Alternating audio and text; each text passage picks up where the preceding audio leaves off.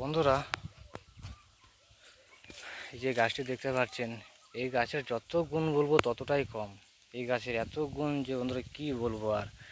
এরকম কোনো কাজ নেই যে গাছে না করতে পারে। হাত চালান দিতে পারবে, প্লাস বাড়িঘর বন্ধ করতে পারবে, তাবিজের ক্ষেত্রে কাজে লাগে, শত্রু দমনের ক্ষেত্রে কাজে লাগে, বশীকরণ ক্ষেত্রে কাজে লাগে।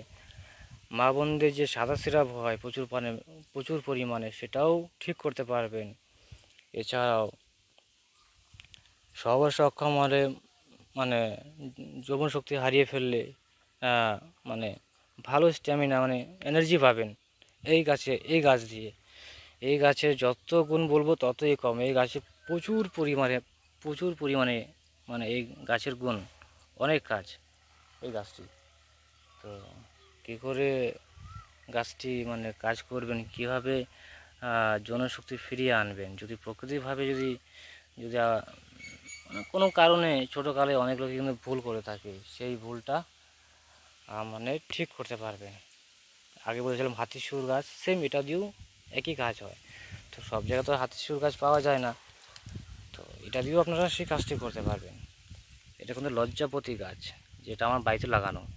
আরও অনেক রকমের গাছ লাগানো আছে, কাজে লাগে তাই লাগানো হয়েছে। তো যাই হোক, কীভাবে কাজ করবেন, শিকড়টি সংগ্রহ করবেন।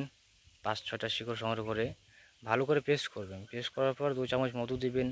মধু দেওয়ার পর বড়ি বানাবেন ছোটো ছোটো, দুধ দিয়ে খাবেন। একই প্রসেস, 4-5 দিন খেলেই হয়ে যাবে, কাজ হয়ে যাবে। তো বন্ধুরা, আজকের জন্য এই পর্যন্ত। ভিডিওটি ভালো লাগে অবশ্যই লাইক করে যাবেন। চ্যানেল নতুন হলে চ্যানেলটি সাবস্ক্রাইব করে যাবেন। ভিডিওটি দেখার জন্য জানাই অসংখ্য ধন্যবাদ।